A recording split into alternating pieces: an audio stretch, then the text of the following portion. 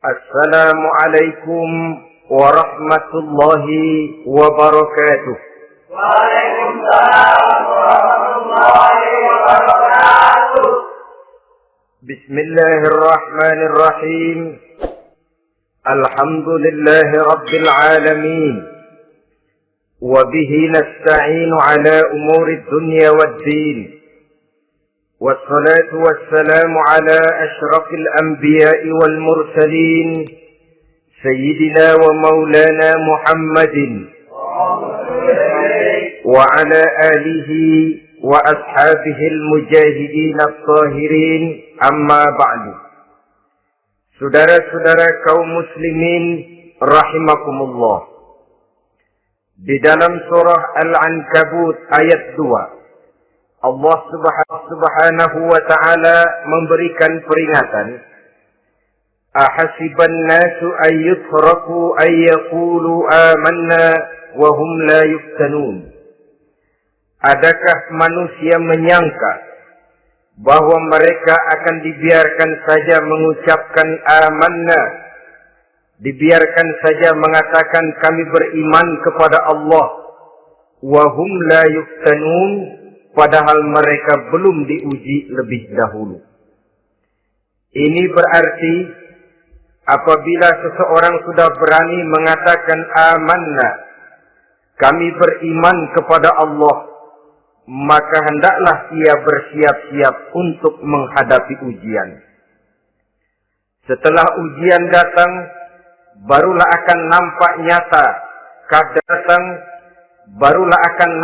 nyata kadar dan kualitas keimanan yang dimiliki oleh seseorang.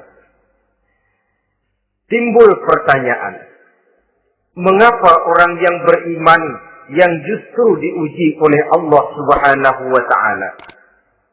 Logikanya tentu ringan saja, bahwa yang mengikuti ulangan di sekolah tentu adalah anak-anak sekolah. Kalau tidak sekolah, tentu saja tidak perlu ikut ulangan. Makin tinggi kelasnya, makin berat soal ulangan yang diberikan kepadanya. Demikianlah dalam kehidupan beragama. Justru yang beriman, yang mendapat ujian dari Allah Subhanahu wa ta'ala, semakin tinggi nilai kualitas keimanannya, akan semakin berat ujian dan cobaan yang diberikan kepadanya. Nabi kita Muhammad sallallahu alaihi wasallam pernah pula memperingatkan. Beliau bersabda, "Inna ashaddal bala'i al-anbiya, thumma al-awliya, thumma al-ulama, thumma al-amsal fal-amsal, ubtuliyan nasu ala hasabi dinih." Sesungguhnya ujian yang paling berat adalah yang telah diberikan Allah kepada para nabi-nabi. Di bawah itu adalah para aulia, kemudian para ulama, bertahap ke bawah dan ke bawah, diuji setiap orang menurut keteguhan dan kekuatannya berpegang kepada agamanya. Jadi semakin teguh keteguhan dan kekuatannya berpegang kepada agamanya. Jadi semakin teguh kita berpegang kepada ajaran agama, semakin dekat kita dengan aturan-aturan agama, semakin berat ujian dan cobaan yang datang menimpa kehidupan ini. Maka persoalan inilah yang akan kita bicarakan pada pertemuan kali ini, tentang cobaan-cobaan yang datang menimpa kehidupan kita. Pokok persoalannya adalah surah Al-Baqarah ayat 155. Allah Subhanahu wa ta'ala menjelaskan jenis-jenis ujian yang diberikan kepada kita orang-orang yang beriman.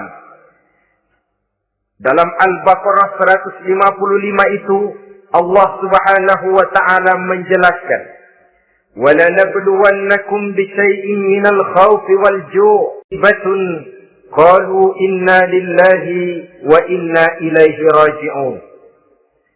وَلَنَبْلُوَنَّكُمْ بِشَيْءٍ مِّنَ الْخَوْفِ, dan tentu dan pasti kata Allah, kami akan menguji kamu sekalian, kami akan mencoba kamu sekalian dengan sebagian kecil dari rasa takut. wal ju', rasa lapar, wa naqsim minal amwal wal anfusi was samarat, kekurangan harta, jiwa dan buah-buahan. Ada 5 macam jenis ujian yang dijelaskan di dalam Al-Baqarah 155 ini. Yang pertama, walanabluwannakum bisyai'in minal khawf. Kami uji, kami coba kamu dengan sebagian kecil daripada rasa takut. Kamu dengan sebagian kecil daripada rasa takut. Setiap manusia terlahir dengan membawa 2 sifat. Yang kontroversil, akan disebut apa seseorang bergantung kepada sifat mana yang lebih menonjol di dalam dirinya. Tiap orang punya rasa berani, tiap orang punya rasa takut. Kalau beraninya lebih besar daripada takutnya, ia dinamakan pemberani. Tapi kalau takutnya yang lebih besar daripada beraninya, ia dinamakan penakut. Tapi yang jelas, 2 sifat kontroversial ini memang ada dalam diri manusia.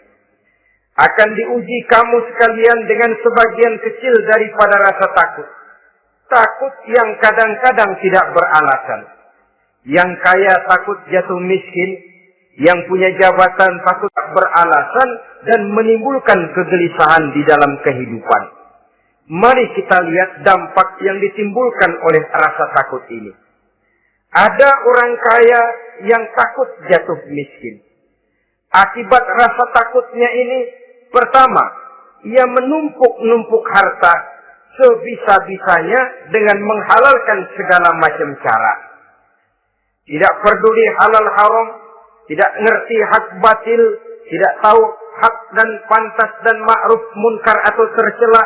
Yang penting ia bisa menumpuk-numpuk harta, menimbun-nimbunnya, tidak hanya cukup untuk dirinya sendiri. Kalau perlu anaknya sudah dipersiapkan untuk jadi orang kaya. Cucunya disiapkan jadi orang kaya. Anak cucunya, cucu-cucunya, seluruhnya. Dia anak cucunya, cucu-cucunya, seluruhnya. Dia takut jatuh miskin. Kemudian akibat dari rasa takut ini, ia pun terjebak ke dalam penyakit bakhil bin pelit alias kikir. Tidak sedikit pun tergerak hatinya untuk memberikan bantuan dan pertolongan kepada mereka yang memang memerlukannya. Termasuklah ia ke dalam apa yang diingatkan Allah. Allazi jama'a malan wa addadahu yahsabu anna malahu akhlada. Orang-orang yang menumpuk-numpuk harta kemudian menghitung-hitungnya. Dia menyangka bahwa hartanya akan dapat mengekalkan kehidupannya di dunia ini. Dia menyangka hartanya akan dapat mengekalkan kebahagiaannya di dalam kehidupan ini. Maka kerjanya hanya menumpuk dan menumpuk dan dia dia sangat takut untuk jatuh miskin. Saudara-saudara kaum muslimin rahimakumullah. Lalu yang kebetulan punya jabatan takut kehilangan kedudukan dan pengaruhnya. Maka ia akan melakukan segala cara dan jalan untuk menjaga keamanan dan ketenangan dari jabatan yang sedang didudukinya. Hilang kesadaran bahwa jabatan adalah amanah. Hilang pengertian bahwa kedudukan adalah alat untuk berbuat baik dan mengabdi kepada sesamanya. Yang ada pikirannya hanyalah bagaimana menjaga kedudukan dan pengaruhnya agar tetap ada dalam dirinya. Segala cara pun dilakukan dan kadang-kadang ia kehilangan kontrolnya. Kemudian pada akhirnya manusia kehilangan kontrolnya. Kemudian pada akhirnya manusia pun dilanda oleh perasaan takut mati. Sungguh sangat tidak beralasan sama sekali. Karena mati adalah kewajiban dari semua yang bernama hidup. Dan Nabi mengingatkan, al-mautu babun fa kullun nasi dakhilu. Mati adalah merupakan satu pintu yang setiap orang akan masuk ke dalam pintu itu. Bahkan mati sesungguhnya bisa merupakan nasihat di dalam kehidupan kita. Beliau bersabda, taraktu fikum nasihataini, nasiqan wa samitan. Aku tinggalkan kepada kamu 2 macam nasihat. Pertama, nasihat yang pandai bicara. Dan yang kedua, nasihat yang diam saja. Sahabat saja, apa ya Rasul? Beliau menjawab, maut. Saudara-saudara kaum muslimin rahimakumullah, yang kaya takut miskin, yang punya jabatan takut kehilangan kedudukan dan pengaruhnya, dan pada akhirnya yang hidup pun menjadi takut mati. Sesungguhnya takut-takut yang sangat tidak beralasan sama sekali. Jika orang kaya takut jatuh miskin, untuk itu kemudian dia menghalalkan segala macam cara untuk menumpuk kekayaan yang tidak akan habis dimakan selama 7 turunan, kemudian diiringi dengan sifat bakhil, sifat tertutup, sifat berpangku tangan melihat kesulitan dan penderitaan orang lain, maka sesungguhnya dia tidak merasa bahwa harta merupakan titipan dari Allah Subhanahu wa ta'ala. Harta merupakan titipan dari Allah Subhanahu wa ta'ala. Bahwa ia merupakan alat dan bukan merupakan tujuan di dalam kehidupan ini. Takut miskin adalah satu penyakit yang mengakibatkan orang lupa diri dan lupa daratan. Takut kehilangan kedudukan dan pengaruh juga adalah penyakit yang menyebabkan orang menghalalkan segala macam cara untuk menjaga kedudukan dan jabatannya. Dan takut mati juga sebenarnya sesuatu yang tidak beralasan. Sebab siapa yang berani hidup harus berani pula menghadapi mati. Yang takut mati tidak usah hidup saja, karena mati adalah kewajiban bagi semua orang-orang yang hidup. Oleh karenanya, rasa takut yang tidak beralasan sesungguhnya merupakan ujian untuk menguji. Diuji dengan kedudukan dan pengaruhnya, manusia hidup diuji dengan akan datangnya mati yang menjemput kehidupannya. Menghadapi ujian-ujian semacam ini, maka marilah kita menyadari, yang kaya tidak perlu takut miskin.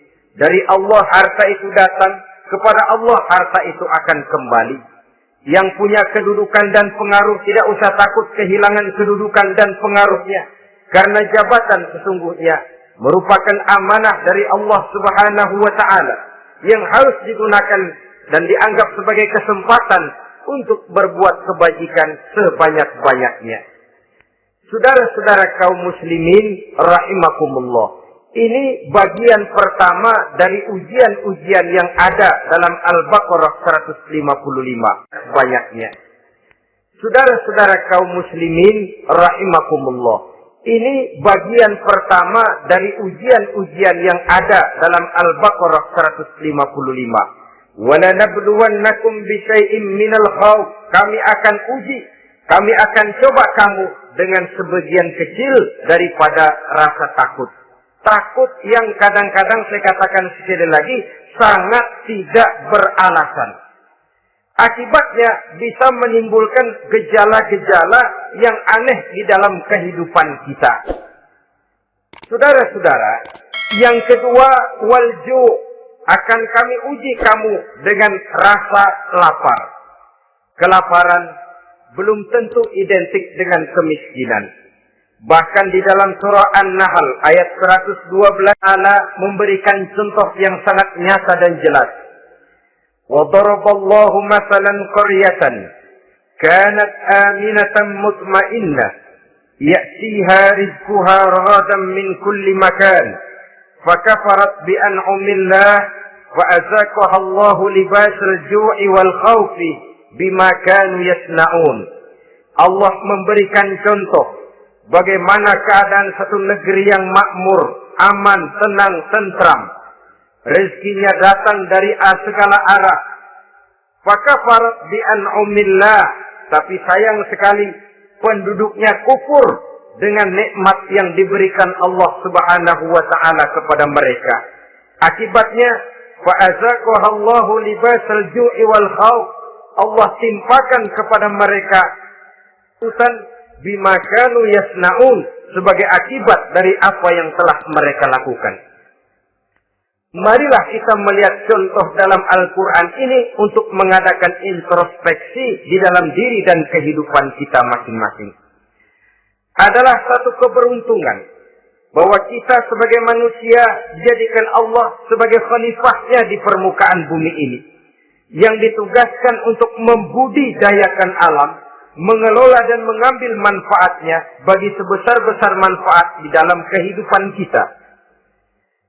Dijadikannya bumi untuk tempat tinggal kita sebagai hamparan di mana segala fasilitas dan kebutuhan hidup kita tersedia. Tinggal lagi kita pandai-pandai mengelolanya. Apalagi buat kita Muslim yang tinggal di persada Nusantara tercinta Indonesia ini. Untayan jamrut katulistiwa yang hijau ranau subur makmur melahirkan slogan dengan kata gemah rifah loh jenawi toto tentrem kerto raharjo. Negara yang demikian subur, negara yang demikian indah, negara yang demikian hijau ranau ini, apabila kita terkena fakafarat bi an'umillah, kufur kepada nikmat yang diberikan oleh Allah kepada kita, dia tidak akan mendatangkan ketenangan, dia tidak akan mendatangkan kesejahteraan, bahkan akan sangat boleh jadi akan menimbulkan kekacauan, ketidaktenangan dan kelaparan di tengah negara yang subur makmur. Inilah yang sangat menyedihkan. Kenapa ini bisa terjadi? Fakafarat bi an'umillah, orang kufur terhadap nikmat yang diberikan Allah. Diberikan negara yang subur, makmur, indah, hijau, ranau, tapi dikelola dengan cara yang brutal dan membabi buta. Menguras sumber daya alam melampaui sebagaimana yang seharusnya, sehingga memperkosa keadaan alam itu sendiri. Hutan dan belukar yang ditebangi secara liar dan sembarangan akan melahirkan gurun-gurun pasir yang gersang dan tandus. Sehingga dengan demikian, maka akan mengakibatkan malapetaka bagi kehidupan manusia itu sendiri. Begitu juga percobaan-percobaan ilmu pengetahuan yang mengundang dan mengandung reaktor-reaktor nuklir akan memberikan luka kepada alam itu sendiri, yang mengakibatkan ilmu pengetahuan yang mengundang dan mengandung reaktor-reaktor nuklir akan memberikan luka kepada alam itu sendiri, yang mengakibatkan akan kembali kerugian kepada makhluk bernama manusia. Saudara-saudara kaum muslimin rahimakumullah. Jadi dengan demikian, di dalam satu negara yang subur, hijau, ranau dan makmur, bisa saja terjadi kelaparan apabila kita ingkar, tidak mau bersyukur terhadap nikmat yang diberikan Allah kepada kita. Kita kelola alam ini seenak perut kita saja dengan tidak memikirkan akibatnya di kelak kemudian hari nanti. Kita ambil satu contoh. Orang-orang tua kita dulu, pada umur 60 tahun, 70 tahun, kalau dia menanam kelapa, orang lalu bertanya, 60 tahun atau umur 70 tahun, ia masih menanam pohon kelapa. Untuk apa katanya? Untuk anak cucu saya di belakang kemudian hari nanti. Orang yang bisa menanamkan sesuatu untuk generasi yang akan datang, itulah orang tua yang bijaksana. Tapi orang yang menanam sesuatu hanya untuk kepentingan dirinya sendiri saja, maka itulah orang yang hanya mementingkan diri sendiri atau orang egois. Tapi lebih celaka lagi, orang yang mau melakukan sesuatu yang akan meninggalkan akibat bagi generasi yang akan datang, akibat yang tidak baik, itulah orang yang aniaya, orang yang zalim di dalam kehidupan kita. Bumi, tempat di mana kita manusia tinggal, bukan satu wujud yang tanpa batas. Pernahkah kita membayangkan wujud yang tanpa batas? Pernahkah kita membayangkan cuma satu bumi untuk dihuni oleh 5 miliar lebih dari makhluk bernama manusia, yang kadang-kadang pertumbuhan sarana untuk menunjang kehidupan tidak sepesat pertumbuhan jumlah makhluk bernama manusia itu sendiri. Oleh karena itu kita dituntut untuk pandai-pandai mengelola, membudidayakan alam ini dengan tetap menjaga keseimbangannya, sehingga bahaya kelaparan yang merupakan ujian di dalam kehidupan, insya Allah tidak akan kita temukan di dalam kehidupan kita. Saudara-saudara kaum muslimin rahimakumullah. Ini kelaparan dalam artian sebagai satu bangsa. Bisa juga kelaparan roda pedati. Sekali tempo naik kita ke atas, lain saat turun kita ke bawah. Ada saatnya kita jaya, ada saatnya kita pun mengalami kemunduran. Oleh karena itu, pasang surut kehidupan ini membuat orang seharusnya sadar bahwa pasang surut itu tidak harus menyebabkan pasang surutnya dia di dalam melaksanakan ibadahnya kepada Allah Subhanahu wa Ta'ala. Kelaparan boleh jadi memang merupakan ujian untuk menguji nilai-nilai keimanan seseorang. Apabila dalam kondisi lapar imannya mantap, imannya teguh, imannya kuat, maka dalam kondisi di mana perutnya tidak lapar, tentu iman itu akan lebih bertambah mantap lagi. Kalau orang perutnya kenyang, kalau orang perutnya berisi, kalau orang perutnya kenyang, kalau orang perutnya berisi penuh, lalu imannya stabil, kemudian pada saat kelaparan imannya pun mengalami penurunan, maka di situ nyata, di saat dia diuji dengan kelaparan, kualitas imannya ikut menyurut, mundur ke belakang, dan mengalami proses degradasi, proses peluncuran, dan penurunan. Oleh karenanya, marilah kita menyadari, Allah Subhanahu wa Ta'ala senantiasa memberikan yang terbaik kepada kita bersama. Kelaparan, apabila kita terima dengan sikap lapang dada, tidak akan menyebabkan kita menjadi berbuat nekat. Tetapi kita tetap dalam kontrol, tetap dalam keadaan yang stabil, tidak keluar dengan melakukan perbuatan-perbuatan yang negatif. Bagaimanapun kita ingin membela dan mempertahankan kelangsungan hidup, betapa dan bagaimanapun kita ingin menjaga kelangsungan perut, namun kita tetap tidak keluar dari norma-norma dan kaedah-kaedah yang telah ditentukan di dalam kehidupan beragama. Inilah cobaan yang kedua yang ada dijelaskan dalam Al-Baqarah ayat 155 tadi berupa kelaparan. Yang ketiga, wa naqsim minal amwal, kekurangan harta alias kemiskinan. Kemiskinan, saudara-saudara, merupakan ujian dari Allah Subhanahu wa Ta'ala untuk menguji sejauh mana kekuatan iman yang kita miliki di dalam kehidupan. Tetapi sesungguhnya bukan kekayaan pun pada hakikatnya juga merupakan ujian. Namun umumnya manusia akan lebih merasa diuji jikalau dia miskin daripada diuji jikalau dia menjadi orang yang kaya.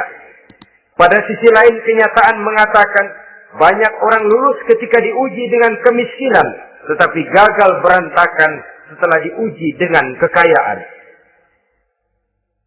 Kemiskinan pun apabila kita lihat dari segi kehidupan bermacam bentuknya. Ada kemiskinan di bidang ilmu pengetahuan. Karena kemiskinan dan kebodohan memang merupakan dua saudara yang seakan-akan sekandung. Yang satu bisa menimbulkan yang lain, tapi paling celaka kalau keduanya sudah berjalan beriringan. Maksud saya, kemiskinan bisa menimbulkan kebodohan. Maksud saya, kemiskinan bisa menimbulkan kebodohan. Kebodohan bisa menimbulkan kemiskinan. Tapi yang paling celaka, sudahlah miskin, bodoh pula. Miskin ilmu. Yang kedua, miskin akhlak. Ini lebih parah lagi daripada miskin ilmu. Kalau miskin ilmu, orang sekedar goblok bin bodoh alias tolol, maka miskin akhlak ini menyebabkan orang kurang ajar, tidak punya budi pekerti. Sehingga dengan demikian, miskin akhlak sesungguhnya lebih bahaya daripada miskin ilmu. Adapun miskin yang kita kenal pada umumnya, dan juga yang dimaksud dalam ayat ini adalah miskin harta. Imam Ali karramallahu wajhah pernah memberikan pendidikan orang kepada kekufuran. Dengan kata lain, biasanya kemiskinan bisa membuat orang nekat. Kalau sudah nekat, maka bukan cuma harga diri yang terjual, bukan cuma keluarga yang terjual, bukan cuma nilai-nilai materi yang dimilikinya yang terjual, bahkan iman dan keyakinannya, akidah dan pandangan hidupnya pun tidak akan segan-segan digadaikannya, dijualnya untuk mengatasi kelaparan dan kemiskinan itu tadi. Padahal selalu diingatkan pandangan dan keyakinan iman sesungguhnya merupakan insan paling mahal, sesungguhnya merupakan mutiara paling berharga di dalam kehidupan kita. Maka kemiskinan memang merupakan ujian.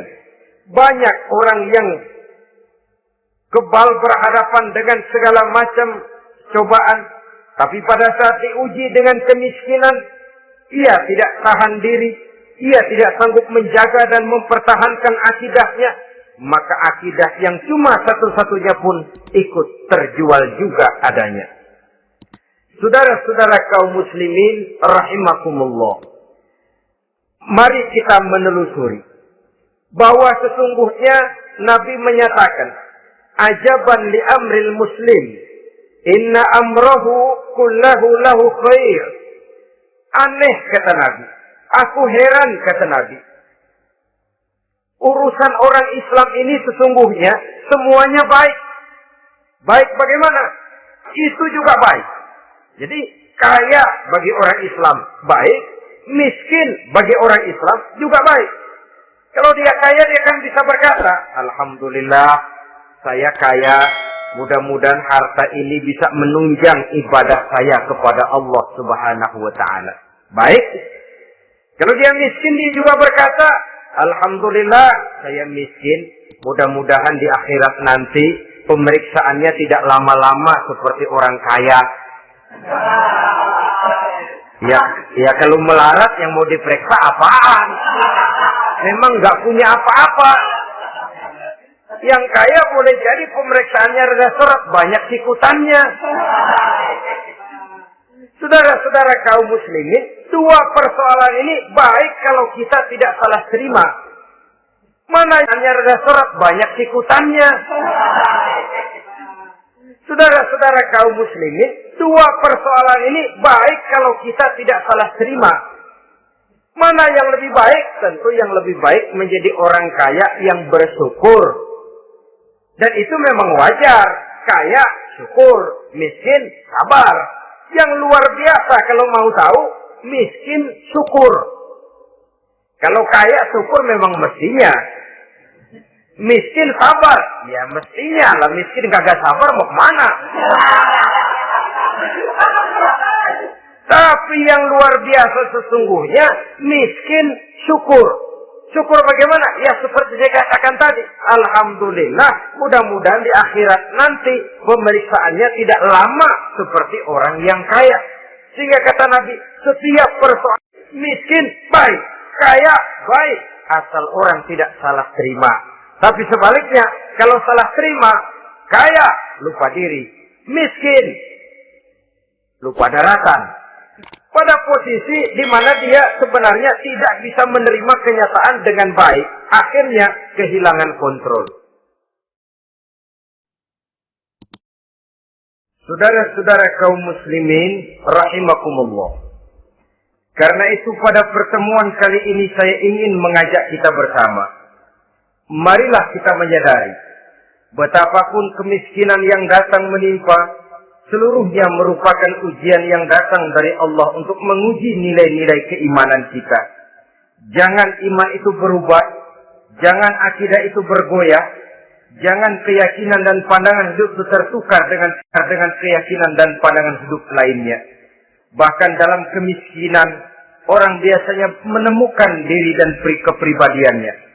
Dalam kemiskinan, orang bisa berjalan lebih lurus untuk mendekati Allah Subhanahu wa Ta'ala.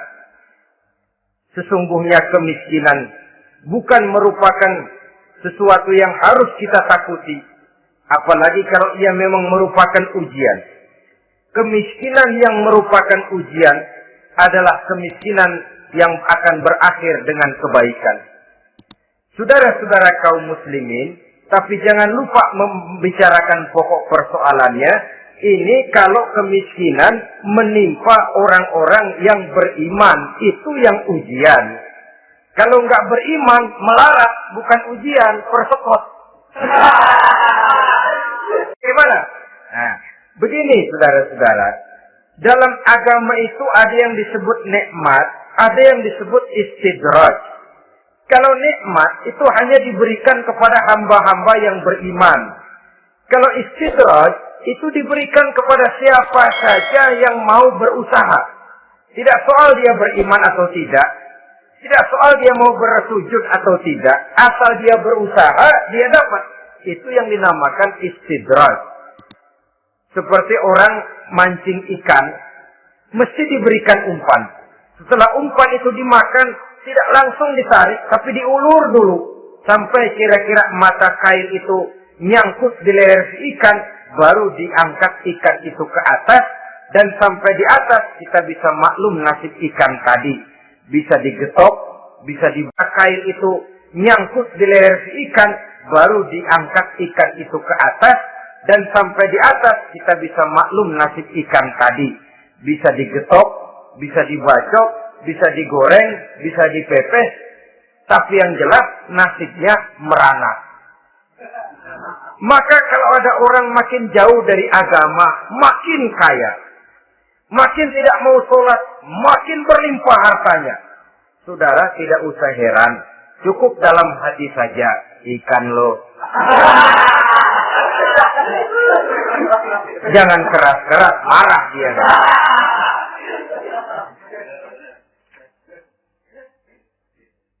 Kemiskinan apabila didasari dengan sikap keimanan merupakan ujian untuk menguji kualitas keimanan seseorang. Bahkan setelah itu, karena Allah ingin mendengar liyasma'a tadarru'ahu, ingin mendengar ratapan orang tadi. Sama juga kita, kadang-kadang karena cinta benar kepada anak kita yang mungil, suatu saat kita ingin mendengar dia nangis, kita cubit dia.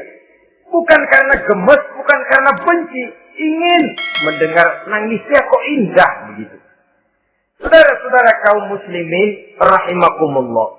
Jadi jangan sampai ada pertanyaan, saya kan sembahyang rajin banget, kenapa miskin ya? Apabila sekali lagi didasari dengan sikap keimanan, maka kemiskinan merupakan ujian. Dan tentu anak sekolah itu kalau lagi ujian berat, capek, sakit hati, peras keringat, banting tulang, kepanasan, kehujanan, kepanasan, kehujanan, kenikmatan baru akan dia rasakan pada saat terima rapot pengumuman kenaikan kelas. Di situ kenikmatannya terasa. Demikian menghadapi ujian, kita cuma mengeluh. Kenapa ada rasa takut? Kenapa kelaparan? Kenapa kemiskinan? Di balik semua itu, apabila kita sudah merasakan naik kelas, akan terasalah kenikmatannya. Itu ujian yang ketiga. Yang keempat yang diceritakan dalam Al-Baqarah 155, wal anfus ay wa naqsim minal anfus, kekurangan jiwa atau kematian. Saudara-saudara, yang hidup takut mati. Padahal semua makhluk hidup harus berani mati. Bagaimanapun bertemu malaikat maut, kemana kita akan lari bila dia datang mengetuk pintu? Bagaimanapun kita ingin menghindar dari pertemuan dengannya, kemana kita akan lari apabila dia sudah datang hendak menjemput nyawa? Karena itu memang ada satu prinsip yang dijelaskan oleh para ulama kita, iskariman au mut syahidan. Mati dan hidup dua hal yang tidak terpisahkan. Oleh karenanya, kalau memang hidup, hiduplah secara mulia. Kalau mati, matilah secara syahid. Hidup mulia atau mati syahid. Jangan terbalik. Hidup sia-sia, mati konyol. Nilai yang tidak ada artinya. Nilai yang tidak ada artinya. Alangkah nikmatnya hidup yang berisi kemuliaan, dan alangkah indahnya mati dalam nilai syahid. Saya ingin menyegarkan ingatan saudara-saudara kepada sikap Nabi Allah Ismail alaihi salam ketika menghadapi keputusan dari Allah Subhanahu wa taala memerintahkan Nabi Ibrahim alaihi salam untuk menyembelih leher anaknya Ismail, yang ini berarti adalah kematian. Ketika datang perintah untuk menyembelih leher Nabi Ismail, Nabi Ibrahim berkata kepada putranya, "Ya bunayya inni ara fil manami anni azbahuka." Ananda Ismail, ayah mimpi diperintah oleh Allah untuk menyembelih lehermu. Menurut pendapatmu bagaimana mimpi ini, nak? Laksanakan atau tidak usah? Saya tidak sanggup membayangkan. Anak cuma satu-satunya. Sudah lama diharapkan.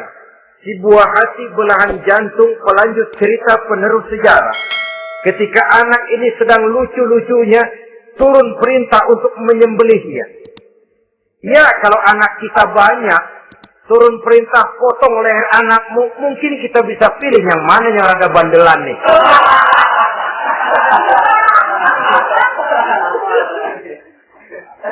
Tapi ini anak cuma satu-satunya. Lucu, sudah lama diharapkan.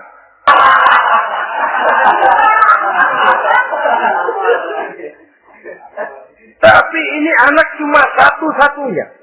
Lucu, sudah lama diharapkan. Dan memang itu juga merupakan ujian kepada Nabi Allah Ibrahim. Seolah-olah Allah berkata, "Hai Ibrahim, dahulu sebelum kau punya anak, kau memang cinta kepadaku. Sekarang setelah kau punya anak, masuk rasa cinta anak ke dalam hatimu. Buktikan Ibrahim, mana yang lebih besar, cintamu kepadaku, kata Allah, atau cintamu kepada anakmu. Sembelih leher anakmu." Ternyata kemudian sejarah menyatakan, Nabi Ibrahim cinta kepada Allah, beliau pun cinta kepada putranya. Tapi cintanya kepada Allah lebih besar daripada cintanya. Yakin itu memang perintah Allah, beliau toh mengajak dialog putranya. Ini yang penting dalam kehidupan kita. Dialog. Nah, bapak mimpi diperintah Allah untuk menyembelih lehermu. Menurut pendapatmu bagaimana, nak? Laksanakan atau tidak? Yakin itu perintah Allah, tapi asas musyawarahnya tidak beliau tinggalkan. Walaupun yakin orang tua berbuat untuk kebaikan anak, alangkah baiknya anak diajak bicara. Sehingga dengan hasil pembicaraan ini nanti kita akan mengerti gejala perkembangan dan kemauan dari jiwa si anak tadi. Saudara-saudara kaum muslimin, apa jawaban Nabi Allah Ismail yang ketika itu masih remaja? Beliau menjawab, "Ya abatif al," itu masih remaja. Beliau menjawab, "Ya abatif al ma tu'mar, satajiduni insyaallahu minas sabirin." Bapak, jikalau memang ini memang perintah Allah, laksanakan saja Bapak. Tidak usah ragu. Mudah-mudahan nanti Bapak akan menemukan saya termasuk ke dalam golongan orang-orang yang sabar. Ini pantulan doa Nabi Ibrahim dahulunya ketika meminta seorang keturunan yang merupakan anak yang soleh. Jawaban dari anak yang soleh. Kalau memang ini perintah Allah Bapak, laksanakan saja. Saya insya Allah termasuk ke dalam golongan orang-orang yang sabar. Kalau Allah memerintahkan Bapak untuk menyembelih leher saya, silahkan Pak. Saya ikhlas, saya ridho, saya rela untuk memenuhi perintah Allah Subhanahu wa ta'ala. Ini, nak, Bapak diperintah motong leher kamu, nak, bagaimana pendapatmu? Mungkin dia jawab, Bapak aja yang tuaan, Pak.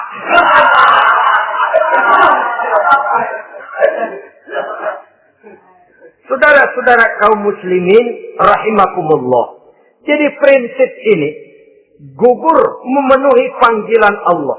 Hidup mulia atau mati dengan syahid. Dua pilihan yang harus dua-duanya bisa kita laksanakan. Iskariman atau mutsyahidan. Kalau hidup, hiduplah dalam kemuliaan. Kalaupun mati, matilah sebagai syahid. Sebagai orang yang dikenang kebaikan dan kebajikannya. Sebagai orang yang dekat dan banyak berbuat untuk kepentingan agamanya. Jangan tidak tercapai kedua-duanya. Jangan tidak tercapai kedua-duanya. Hidup tidak punya nilai, mati pun tidak punya arti. Sia-sia semuanya. Kita masih hidup, orang anggap nggak ada. Dalam istilah tauhid disebut wujuduhu ka'adamihi. Adanya sama dengan tidak adanya. Dia sih ada apa nggak ada, sama gitu-gitu juga. Alangkah ruginya kalau ada kita dianggap sama dengan tidak ada. Apalagi kalau kita sudah tidak ada, ya tidak ada beneran. Iskariman au mutsyahidan. Hiduplah mulia atau matilah sebagai syahid. Saudara-saudara kaum muslimin rahimakumullah. Mati sesungguhnya juga merupakan ujian. Mati sesungguhnya juga merupakan ujian. Untuk menguji sejauh mana persiapan yang sudah kita lakukan di dalam kehidupan ini untuk menyambut. Dan tidak cuma sekedar untuk menyambut, tapi juga untuk mengarungi kehidupan sesudah kematian itu sendiri. Sebab kematian bukan akhir dari segalanya. Kematian cuma satu pintu di mana kita akan masuk dan akan berjalan kembali menelusuri fase-fase kehidupan yang telah ditentukan oleh Allah Subhanahu wa taala. Saudara-saudara kaum muslimin rahimakumullah. Pembicaraan tentang kematian ini pun bisa kita evaluasi. Ada yang takut mati usahanya, ada yang takut mati karirnya, ada yang takut mati dan sebagainya. Seluruh ketakutan kepada kematian itu memang merupakan hal yang wajar. Ada yang takut mati usahanya, ada yang takut mati karirnya, ada yang takut mati rezekinya. Tapi kalau ketakutan itu lalu melahirkan perbuatan-perbuatan negatif yang menimbulkan penyimpangan, itu sudah di luar dari yang seharusnya. Kematian merupakan ujian. Menghadapi segala macam ujian termasuk kematian ini akan kita bicarakan pada bagian penutup nanti. Yang kelima, saudara-saudara, ujian yang dijelaskan dalam Al-Baqarah 155 tadi, wa naqsim minas samarat, kekurangan buah, wa naqsim minas samarat, kekurangan buah-buahan. Kekurangan buah-buahan bisa berarti paceklik. Ini juga bisa diakibatkan oleh apa yang dijelaskan dalam An-Nahl 112 tadi. Orang kufur kepada nikmat yang diberikan Allah Subhanahu wa ta'ala. Orang jauh dari petunjuk-petunjuk agama. Merasa segala persoalan bisa dipecahkan dengan kemampuan otaknya. Hilang rasa ketergantungannya kepada Allah Subhanahu wa ta'ala. Maka usahanya bisa berakhir dengan yang tidak diharapkan. Sudah bikin target. Tahun ini kita bakal panen raya. Besar. Tahu-tahu tikus ngamuk. Habis padi digarap oleh tikus. Menyerbu pohon-pohon jambu. Ribuan batang pohon jambu. Ribuan pohon-pohon jambu itu mati. Lalu jambu-jambu itu tidak bisa lagi dimanfaatkan dalam kehidupan. Tikus yang menyerbu sawah. Ulat yang menyerbu pohon-pohon jambu. Angin topan, puting beliung, gempa bumi. Itu sudah proses-proses di luar kemampuan manusia untuk mendeteksinya. Disinilah manusia harus sadar bahwa setelah ia berusaha dan berusaha sesuai dengan keterikatannya kepada hukum alam, kepada sunnatullah, maka ia harus punya sandaran vertikal kepada Allah Subhanahu wa ta'ala. Agar bila usahanya berhasil, dia tidak lupa diri dan lupa daratan. Dan apabila maka ia harus punya sandaran vertikal kepada Allah Subhanahu wa ta'ala. Agar bila usahanya berhasil, dia tidak lupa diri dan lupa daratan. Dan apabila usahanya kemudian ternyata gagal, dia tidak menjadi putus asa, buruk sangka, sempit hati, supik pandangan. Cobaan datang dari Allah Subhanahu wa ta'ala berupa kekurangan buah alias paceklik. Saudara-saudara, menghadapi cobaan dan ujian yang saya katakan tadi. 5 macam ini, apa konsepnya, apa jalan keluarnya? Ayat selanjutnya dalam kalimat tadi menjelaskan, wabasyiris sabirin, menghadapi ujian-ujian, kelaparan, kemiskinan, kematian, kekurangan harta, kekurangan buah-buahan. Wabasyiris sabirin, gembirakan orang-orang yang sabar. Menghadapi segala macam ujian tadi, gembirakan orang-orang yang sabar. Siapa orang yang sabar itu? Alladzina iza asabathum musibatun qalu inna lillahi wa inna ilaihi raji'un.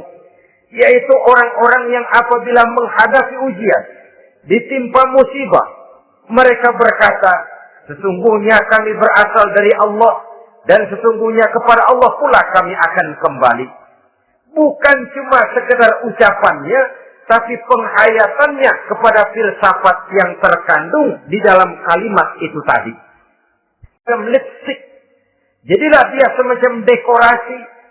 Apabila kita berjanji dan dalam hati kita sudah ada kemungkinan besar kita tidak akan datang, kita tetap menggunakan kata-kata insya Allah. Padahal yang jelas tidak akan mau datang adalah kita. Kita sandarkan dan kita kembalikan itu kepada Allah. Sesungguhnya kami berasal dari Allah. Sesungguhnya kepada Allah juga kami akan kembali. Bukan cuma sekedar ucapannya, tapi juga penghayatan kepada filsafat yang terkandung di dalamnya. Kalau suatu saat kita harus kehilangan harta yang kita miliki, kenapa tidak berpikir inna lillahi wa inna ilaihi raji'un? Bahwa dulu pun ketika lahir ke dunia ini, tidak ada harta yang saya bawa. Kalau sekarang harta itu hilang, inna lillahi wa inna ilaihi raji'un. Kalau suatu saat kita harus melepaskan pangkat jabatan yang kita sayangi, kenapa kita tidak kembali kepada inna lillahi? Dulu pun ketika waktu lahir ke dunia ini, tidak ada pangkat dan jabatan yang saya bawa. Kalau sekarang harus pensiun, inna lillahi wa inna ilaihi raji'un. Ini kadang-kadang enggak. Dengar mau mutasi, mau pensiun, mulutnya inna lillahi, tapi gerbek-gerbek dukun diusut.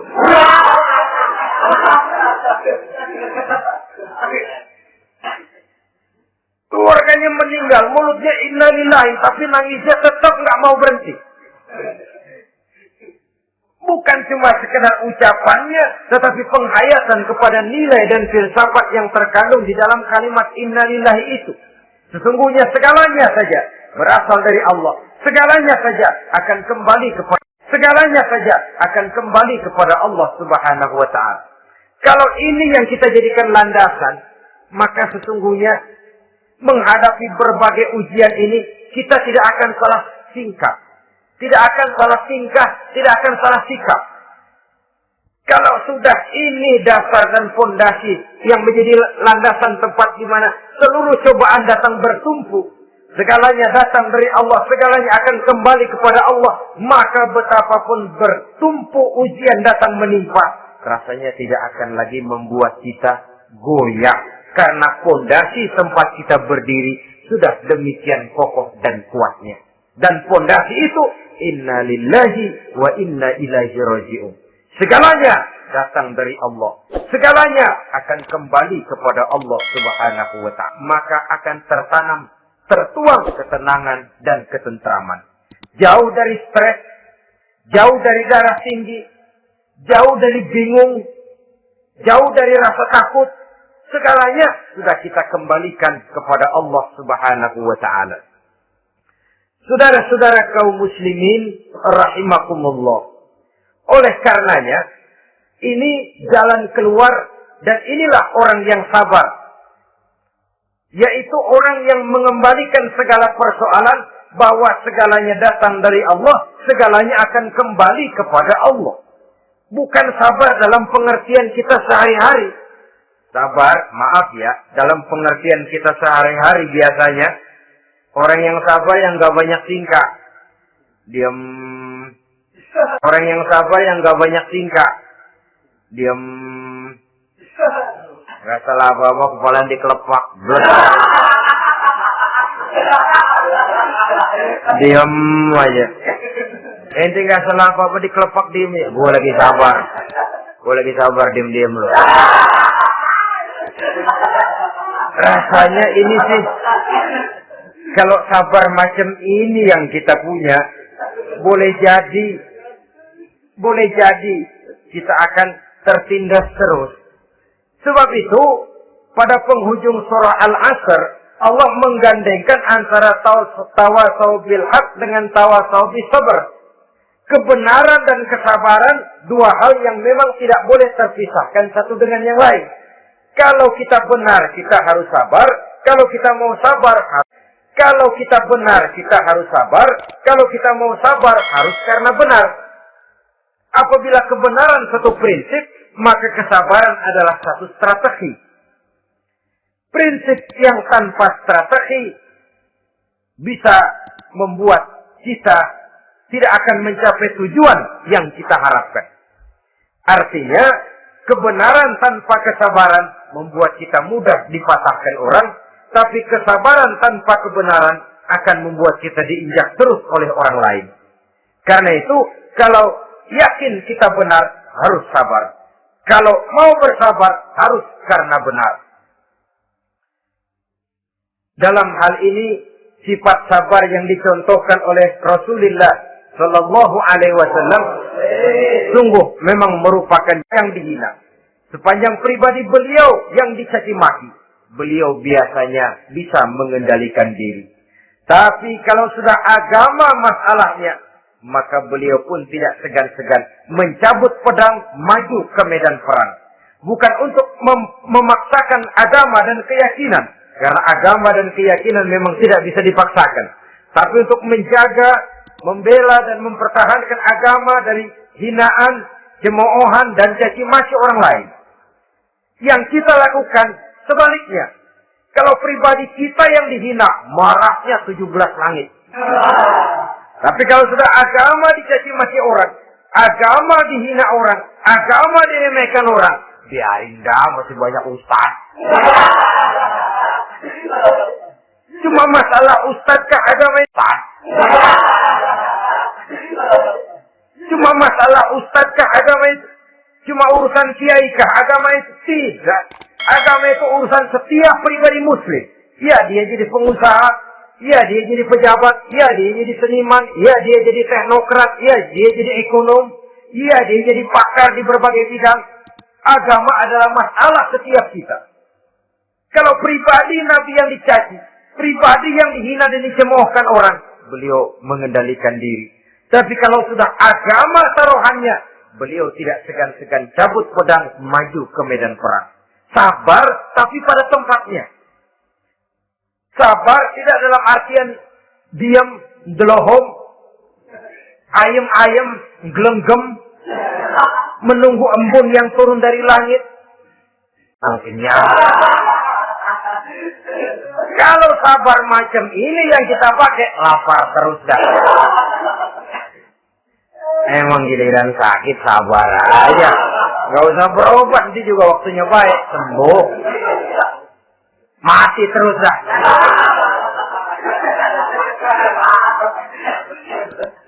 Ya, perkara ada orang sakit tidak berobat sembuh, itu hak Allah.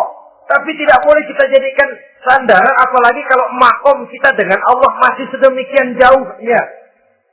Itu hanya ucapan dari orang-orang yang makom dia dengan Allah itu sudah tidak ada jarak. Permohonannya dipenuhi, kehendaknya dituruti, sebab dia dengan Allah sudah sedemikian dekatnya. Kalau kita masalahnya, yang antara kita dengan Allah ini dilapisi orang yang makom dia dengan Allah itu sudah tidak ada jarak. Permohonannya dipenuhi, kehendaknya dituruti, sebab dia dengan Allah sudah sedemikian dekatnya. Kalau kita masalahnya, yang antara kita dengan Allah ini dilapisi oleh dosa dan kesalahan yang kita kerjakan sendiri, rasanya kita masih harus banyak berbuat sesuai dengan keterikatan kita kepada sunnatullah itu. Orang yang sabar adalah orang yang sadar kepada hakikat dan filsafat yang terkandung di dalam kalimat Inna lillah wa inna ilaihi raji'un. Segalanya datang dari Allah, segalanya pun akan kembali kepada Allah. Harta yang hilang tidak membuat kita gundah. Pangkat yang harus kita tanggalkan tidak membuat kita kecil hati dan tidak akan meninggalkan medan pengabdian. Kenapa? Kita cuma menganggap itu satu titipan. Lain kalau kita anggap bulannya, banyak cobaan-cobaan dalam hidup. Yang dibicarakan dalam Al-Baqarah 155 ini sebagian kecil dari rasa takut, kelaparan, kemiskinan, kematian, dan kekurangan buah-buahan. Menghadapi segala macam ujian tadi, kembalilah kita kepada dasar inna lillahi wa inna ilaihi raji'un. Segalanya datang dari Allah, segalanya pun akan kembali kepada Allah.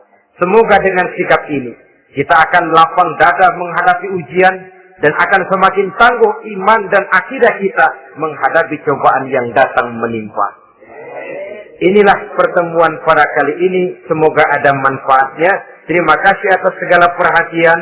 Mohon maaf atas segala kekurangan. Usikum wa nafsi bitaqwallah. Wassalamualaikum.